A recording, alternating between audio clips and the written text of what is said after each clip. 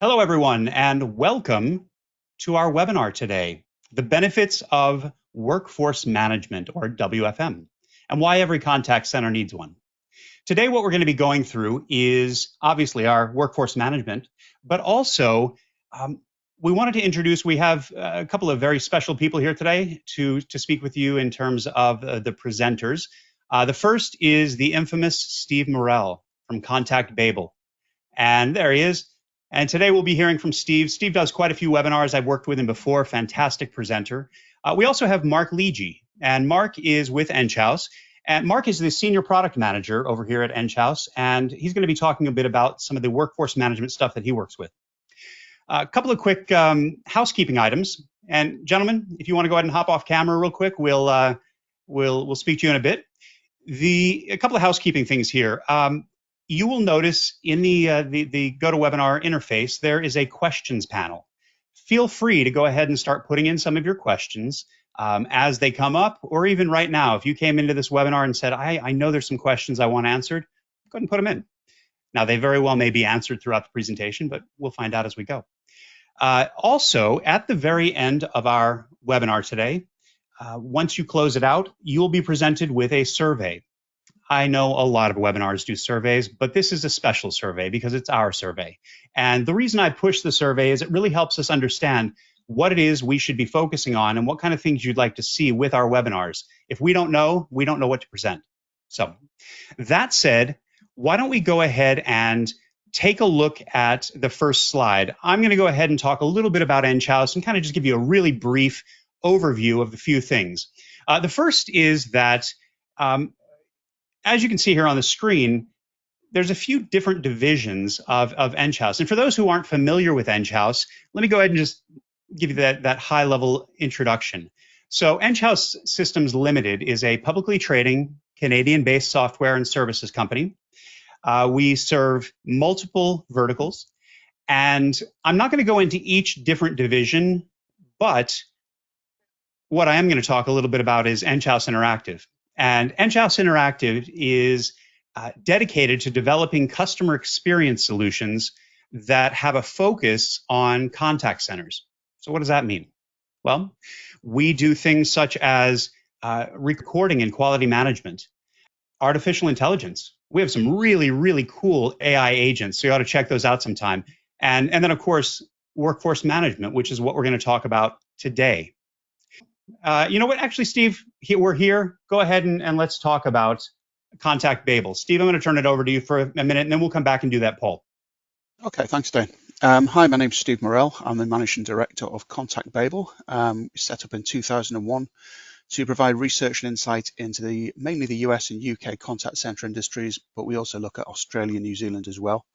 The big thing about us is we do a lot of primary research, so hundreds of surveys with contact centers each year and thousands with actual end user customers. Most of our information is free to download from the website, so please feel free to go and have a look at that. There's quite a lot of data in the slides, as you would expect. You will be sent a copy of these, so there's no need to kind of furiously scribble down any data that you might see and find interesting. So initially, we're going to have a look at how workforce management is being used today, and then move on to some thoughts around where it's heading and how it can help some of the business issues that many contact center operations are facing. So first of all, we're going to have a look at trends through the years, which is something we're particularly strong in, having been going for so long. Workforce management, it kind of offers a lot of different functionality, but this chart here looks at what's actually being used by operations. So rather than the stuff that's just packaged up with it, what are people actually using? So unsurprisingly, the most common use is to forecast and schedule phone calls, closely followed by the use of reporting. Over the years, the ability to see performance and adherence to schedule in real time has grown a lot in popularity, and over 2/3 of contact centers now use that. Something else that's grown really rapidly in recent years is the ability to forecast and schedule digital channels, like email, web chat, social media, messaging. And as you'd expect, also kind of having the capability to remote and to schedule remote and hybrid workforce. That's also grown rapidly as well. Looking to the future, More growth I would expect in automated intraday changes, so making stuff happen within the day rather than just daily. Also offering agents the chance to self-schedule. That's something which we found they really appreciate, and that's actually really good for kind of morale and also kind of attrition as well. So looking at the current use of workforce management by size of contact center, kind of, as you would expect, there is a correlation between the larger the contact center, the more likely they are to be using it. So here this chart shows you in the dark green, the use now, no plans to replace. The light green is, yes, we use it, but we're looking to replace. So it's quite a big chunk of people looking to do that. And then the ones in the yellow and the orange are, we haven't got it at the moment, but we're looking to implement either short term or long term. And the ones in the red have said, no, we're not going to do it at all. So the kind of the greatest difference we've seen in recent years, I mean, we've got the correlation that we've talked about between size and WFM uptake, but it's really quite noticeable that the sub 50 seat usage, the small contact centers, that's really increased quite a lot, from 35% 5 years ago to 44% today. And the mid-sized sector, the 50 to 200 seaters, and that's gone from 61% to 71%. So it's maybe not just a thing for big contact centers, and we'll kind of look at the reasons for this elsewhere within the presentation. So what I'm going to look at is, if you like, the top 5 reasons for adding workforce management. It's one of the most widely used contact center technologies, but as I've just shown, the majority of smaller contact centers still don't use it. But the pressures on contact centers have changed very significantly over the past 5 years.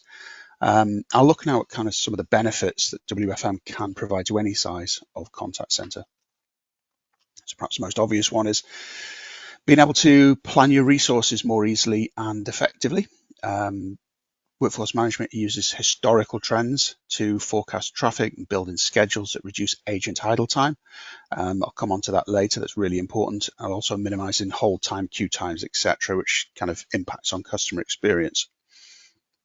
It allows you to test possible schedules, build various what-if scenarios, analyze effect and cost without having to kind of actually live through that. And it provides reporting and analytics, as we've seen, very heavily used, which means you can optimize your resourcing on an ongoing basis, comply with labor laws, meet your service level agreements, etc. So I've got some stats to kind of back this up, looking particularly around agent idle time. So a couple of charts here. Done some digging around in the data to look at the impact of contact center size on idle time. And really, although there's a slight drop as big contact centers get more efficient, then that's the theory, the idle time drops. There's not a huge difference, I don't think. So I thought, okay, so that doesn't show where I wanted it to. So let's have a look at the use of idle time by the use of workforce management. So this is the right-hand chart. And those on the using workforce management on the left have an idle time of 8.6. Those not using workforce management on the right have an idle time of 10.4. The actual difference between that, I think, is around 21%. So it's you add that up, it starts making quite a big difference to efficiency and performance. So the second benefit workforce management is streamlining your operations. So in addition to making sure you've got the right agents available when you need them, WFM also helps kind of streamline operations in other ways. So ensure you've got a consistent workflow, no matter the channel your customers are using or where your agents are located. Obviously, digital and remote is very much here to stay. And this can be, kind of further complicated if you're using virtual agents, chatbots to handle some of the more mundane tasks before you maybe transfer a customer to a live agent. Because there are very few operations now which focus purely on the phone channel. When you've got real-time monitoring of your schedule adherence, you can identify and address any deviations in your schedule, maintain your service levels, as I said, keep your agent productivity up, and you're optimizing not just the agents, but also those people in your organization who are responsible for schedule creation. So supervisors, you're freeing them up from doing scheduling tasks, giving them more time to coach, train, add value, etc., etc. I mentioned the rise of digital channels, multi-channel and virtual agents. I've got some kind of data to back that up. So here we go. Over the past 18 years, we've created this rather colourful chart for you that shows the change in inbound interactions, starting from 2006. Back then, about 90% of inbound traffic was live voice, but this has dropped to around the 63% mark now. And what we've seen initially is a massive boost in email, and this has steadied over recent years, but we can see that web chat there in grey, whether it's handled by agents through automation or a mixture of both, that's really increased in usage and popularity, and we'd expect that to increase further. Obviously, the rapid uptake in more sophisticated AI means, the web chat is very much a channel both of the here and now, also of the future, especially when it's handled by virtual agents. And to give you some kind of idea of that, around half of web chats now are handled by virtual agents. Having said that, only a minority of those are dealt with entirely through virtual agents. Often, they'll triage and then they'll pass them to a live agent. So we've not taken the live agent out of even the web chat channel yet by any means. Looking to the future, things are going to get even more complicated, I'm afraid. Contact centers are going to have to do forecasting and scheduling for both live web chat and also virtual agent web chat. We would also expect to see more emails being handled entirely through automation. There's very few of them at the moment that don't actually have the hand of an agent in there somewhere. So this really means that understanding how long is needed for each type of interaction will become increasingly complicated, and kind of more dynamic and flexible. And this will unfortunately be far harder to do manually than it will be to do through a workforce management system. The third benefit is improved employee experience and performance. There are more benefits to an optimized schedule than just a right-sized staff. You can balance the workload, including making sure they receive adequate breaks, no matter where they're located. So the remote hybrid thing is very much an issue. The majority of contact centers say that they're going to continue using hybrid agents for the foreseeable future. So that's not going away. Skill-based scheduling identifies agent skills and assigns them shifts based on their proficiencies. So that means they feel more confident, they're able to respond effectively to customer inquiries. And that has a real benefit on first contact resolution scores, which is, along with a short queue time, the #1 driver of customer experience in the contact center. So pretty important. And it also impacts positively on agent morale and all the good stuff that follows from that. You can identify training needs more effectively, highlight gaps, allow you to schedule the right training.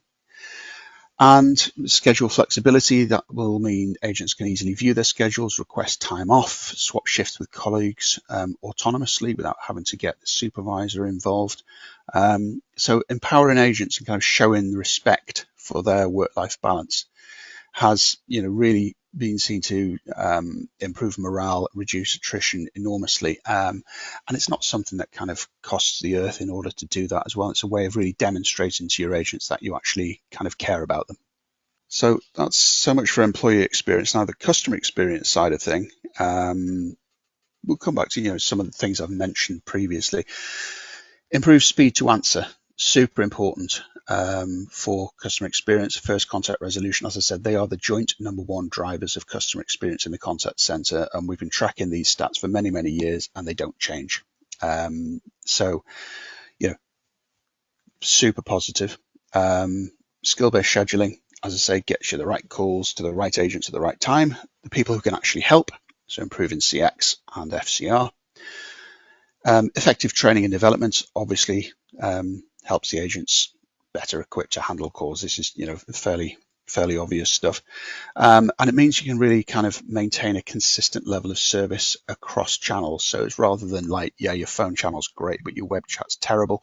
You can much better, much more likely to get a consistent level of service. So keeping up with a trend of showing you some supporting data, let's explore how poor phone performance is driving up call costs and reducing customer experience. So I mentioned earlier that the kind of business and operational issues facing contact centers have changed in the past 5 years. I mean, this won't be news to you, but this graph really shows very clearly one of these key issues, the speed to answer there. And that's really kind of fallen off a cliff. So as you'd expect in pandemic times, yes, things were very difficult. They rose, but look at the longer term trends there, especially in the UK, which has not recovered. The US has bounced back a little bit, but the long term trend there is still very much upward, impacting on your customer experience negatively before you even get a chance to answer the phone. You can see really the UK figure there is more than quadrupled in the past 10 years. The US figure, okay, it's less dramatic, but the average speed to answer in the US has gone up from around 30 seconds to 80 seconds, and there's the definite upward trend there. Being able to resource effectively has a positive impact on being able to keep your call queues down, matching agent capabilities with the caller's requirements through the skill-based scheduling that, as I mentioned, improves first contact resolution and also improves the chances of the issue being handled by a single agent. And as you can see there, this is that fact is particularly important for older customers. 45% rate that as one of their top 3 customer experience factors. So cost savings and profitability, the 5th benefit. Using workforce management directly impacts your bottom line and can improve profitability in several ways, some of which are cost savings and others are more around kind of revenue maximization. So if you're using precise scheduling, that minimizes overstaffing or understaffing, so keeps your performance, balances that with a cost. You're only paying for the agents that you need when you need them. And this is particularly the case when you're using remote agents. They tend to be a lot more flexible, happy to log on for less than a full shift. So, if you have that resource there, then, you can use it more effectively, plan it, and, deliver what you need to. Automating resource scheduling reduces your administration overhead. So that frees up your managers, team leaders to support the agents with what they actually need. So things like coaching and training rather than sitting there doing spreadsheets all day long. Giving your agents a better work-life balance, enhanced skills, more autonomy. That really helps to lower your attrition. Attrition is still a major issue in many contact centers. The average tends to be around 25% and has gone up since pre-pandemic. Reduces recruitment costs, onboarding costs, keeps the skills and experience within your organization as well. Let's not, overlook that. And if you're able to reduce your queue times and your call abandonment rates, that means you're reducing the number of customers who are unhappy. And that means less likely to switch to a competitor, share negative reviews, or just, put the phone down, give up on you and go for somewhere else. And as the next slide shows, this kind of a significant bearing on your profitability, which really shouldn't be underestimated. So a couple of slides here, asking directly these questions to thousands of consumers. So, one of the things we ask is the actual impact that poor customer experience has on businesses, but they may not even realize this. So on the left, we asked our customers whether after they'd experienced a poor customer experience, did they actually do anything tangible about it rather than just, kind of having a bit of a moan and then carrying on as usual?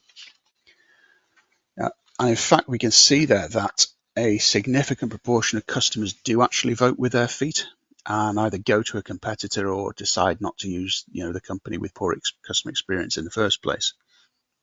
As you can see, we split this by verticals because some companies are easier to leave than others.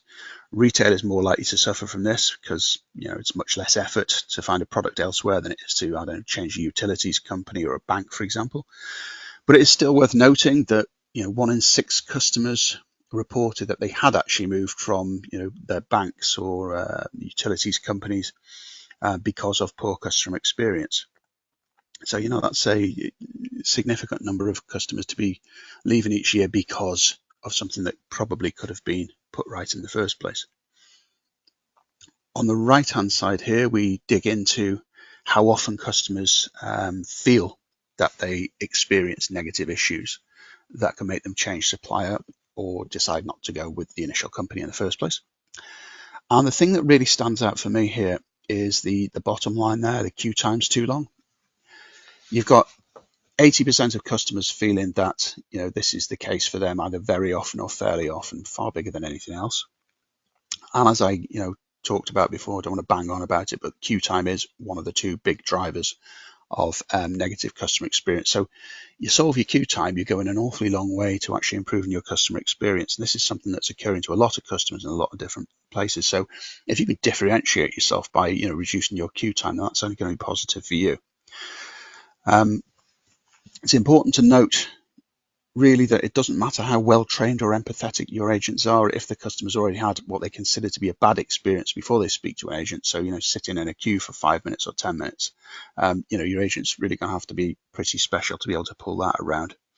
So resourcing correctly to avoid excessive queue times is something that workforce management can really help with, and that will have a demonstrable positive impact on your profitability. So finally, I'll look at what the future holds for workforce management. So I showed earlier, one of the first slides, how the use of workforce management has changed over the past 5 years. And this chart here represents our best forecast of how the technology will be used by the end of 2027, because there's a lot of people that say, yeah, we won't really want to implement this in the next 12 months, and then kind of, life happens.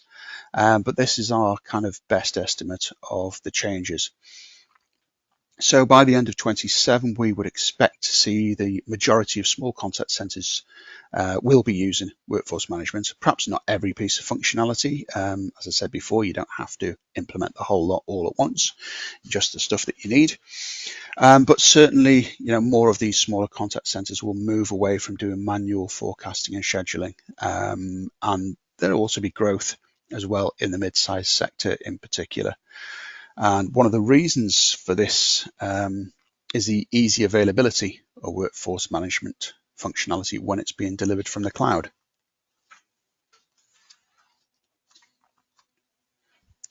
Well, the colourful bright slide here shows the proportion of people that are using workforce management. So that's split by the people that are using cloud now, intend to move between customer premise and cloud within 2 years, and those that are going to stick with customer premise and no plans to move for cloud. So a few things to kind of bring out here. The numbers go up and down a bit because our survey respondents differ each year, but you can see a definite trend away from premise-based deployments to the cloud. It's also worth noting that the proportion of people using workforce management that reject the cloud has been significantly smaller over time, and now is only a pretty small minority, 11%. Some of the reasons for this, cloud allows the release of new and updated functionality without kind of additional expense or internal IT resource requirements. It means you can scale up and down quickly as you need to. Any new features can be switched on immediately. And as I mentioned, something that's important these days is that cloud-based workforce management supports not only remote and hybrid agent working, but also remote and mobile management. Of course, it also helps with cost reduction, so reducing the IT cost, facilities cost, and supporting an operational expenditure model rather than big upfront investments.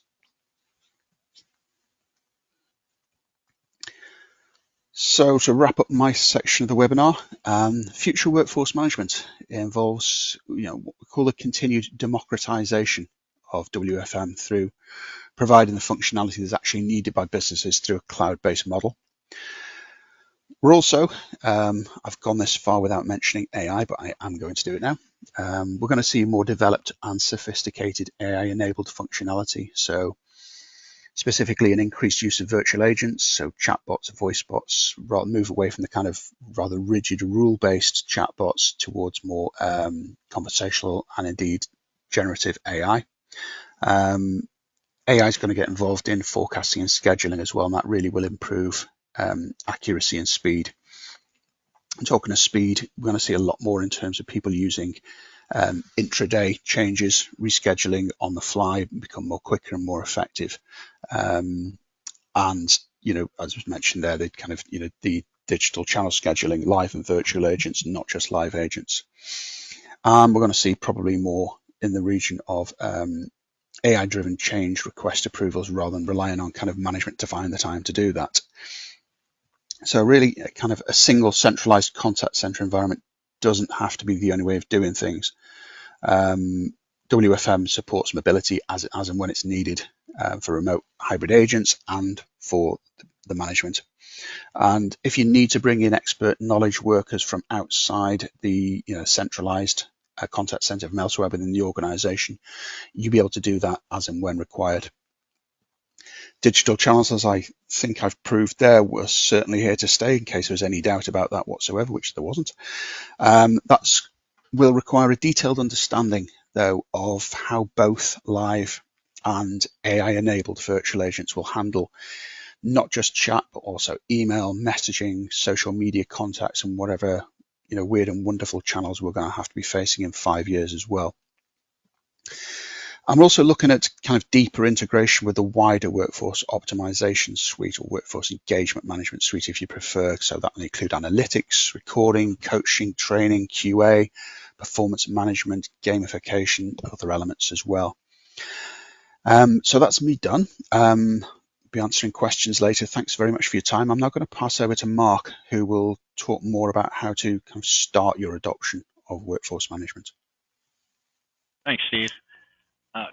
You got a lot of information from Steve and the statistics, and we all see the benefits. So I wanted to just open up a conversation about where do you start from the adoption? How do I propose this? So you're sitting there in your office and you're saying, I went to this webinar and this workforce management will do this, this, this, and this. How do I organize myself to propose it to my management? And I just put a few bullets together. Number one is identifying the correct decision makers. I mean, who do you have to bring this to? Who has the authority to make the decision? Who has the authority to back you and propose spending money at your company for workforce management solutions? So take that high level and think about it and focus on costs. Of course, everything relates around cost and profitability, right?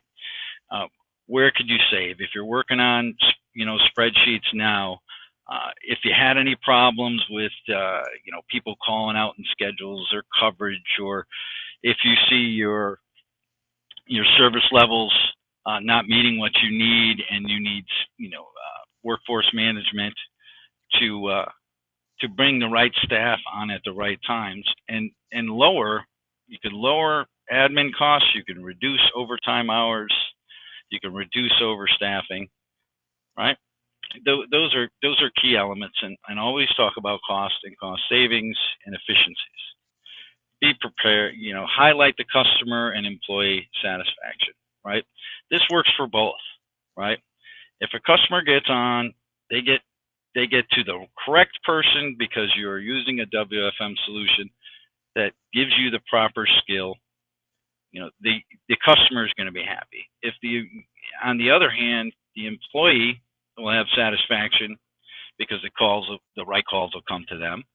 They'll have capabilities of, like on our system, to swap shifts, take days off, request days off, and the coverage for the contact center is covered in the WFM. Be prepared for objections. There's always going to be somebody that comes back and says, well, why do I need this? Or, I don't think we do. Or take those questions, look at it, and be prepared with set goals and measurements. So you say, hey, I was working on this sheet. I was able to do this. Our staffing levels are better at our peak times. We're able to accommodate vacations and shift changes. So have clear goals and measures when you come, because those objections are going to be those points, right? Be agile, measure the performance, keep it going. Once you do get the solution going, go back and revisit and take a look. Where did I improve? What can I do? The solution will have ways for you to improve those elements. Have full reporting, have occupancy, have all the skills and the calls coming in, and forecasting, and also give you the ability to do forecasting on like days after holidays and things like that, so you can accommodate. And that goes back to employee satisfaction, right? Everybody like to be off for the holidays, but you have to keep a certain amount of staff. So be agile, keep looking at the measures, and adopt as needed, right? You can do it slowly. You can do it by team. You can do it by group. Do it by cues, right? So regular checkpoints are really key. And even after, communicate to all stakeholders. Give them updates. See how it's going. Show your statistics. Service level improvements, customer satisfaction, employee satisfaction surveys. Just keep communicating those elements.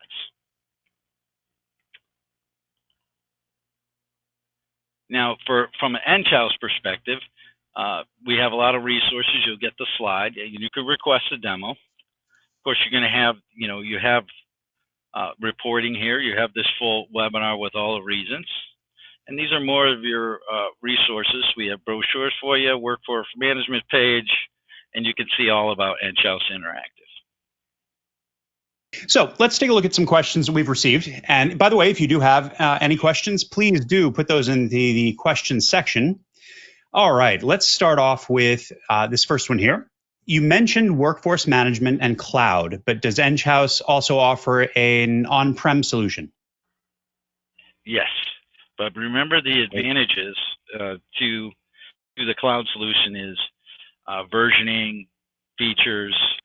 We do have on-prem, but we're doing a move toward cloud with all new feature functionality. But remember, when you have on-prem, you have to manage your own stuff and manage your servers, and that's some of the benefits of cloud. But the features being released, anything that needs to be fixed that can be released, right away. I think those are the benefits and considerations you should think about.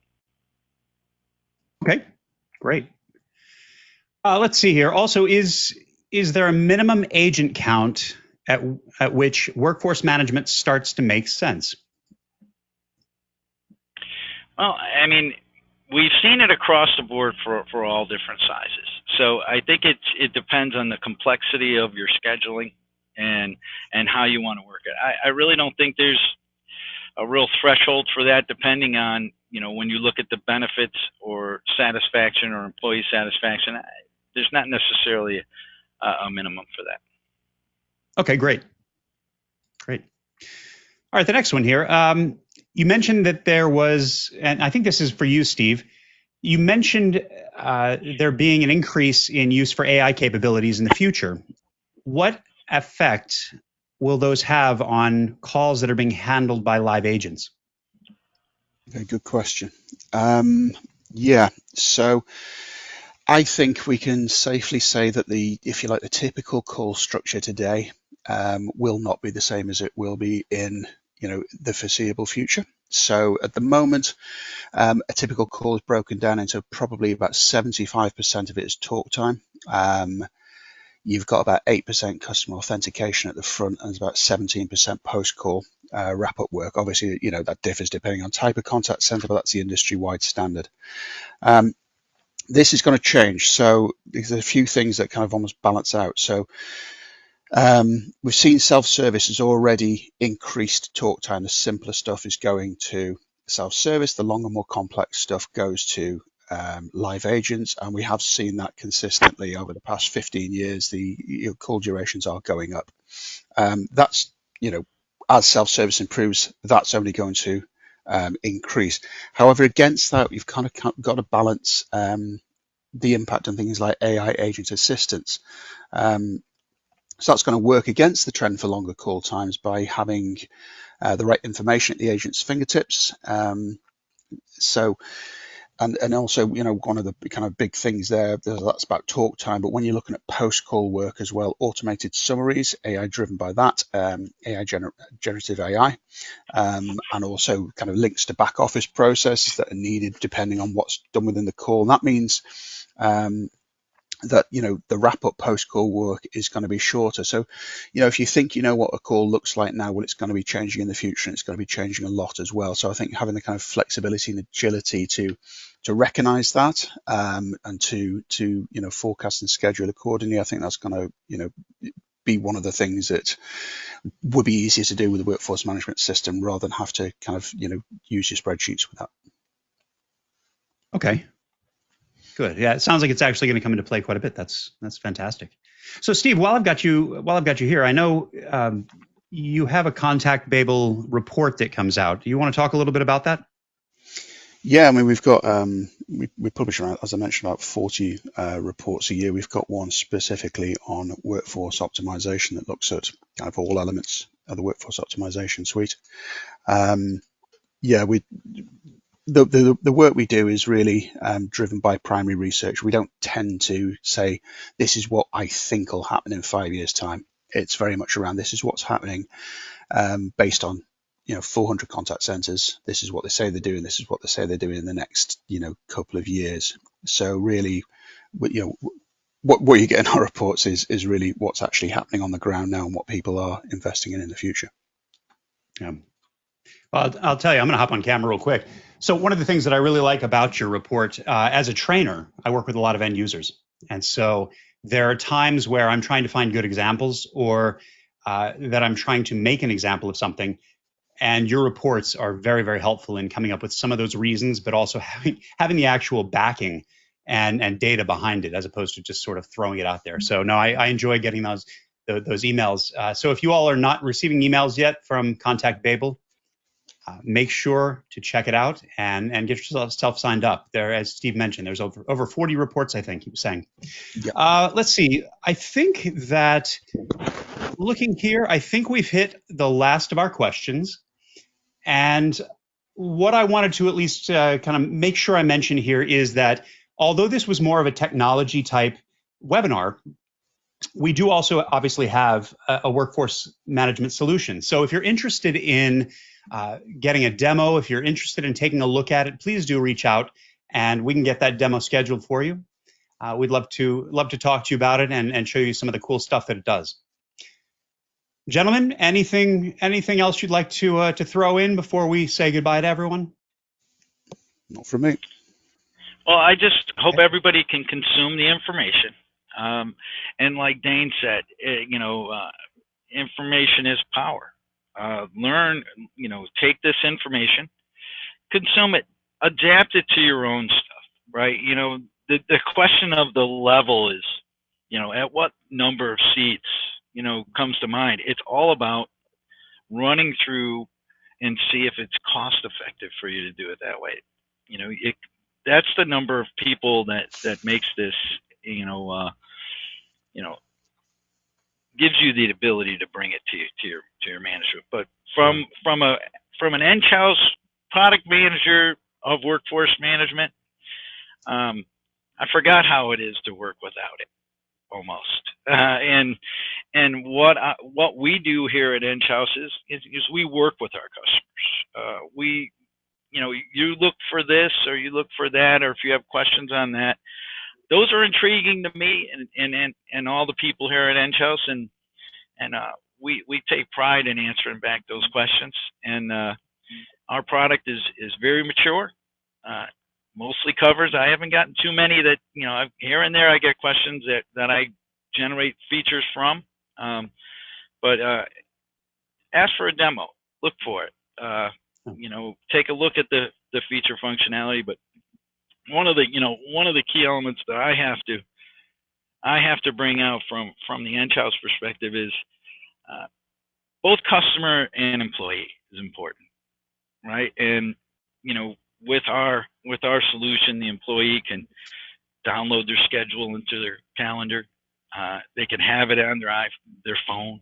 They can switch shifts with their colleagues with quickness and easy approval from supervisors. So I think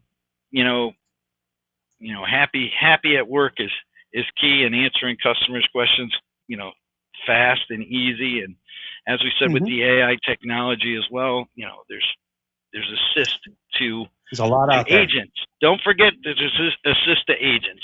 Agents are the lifeline of our contact centers, and AI will enhance that. So I just want to kind of bring up that point. Thank you.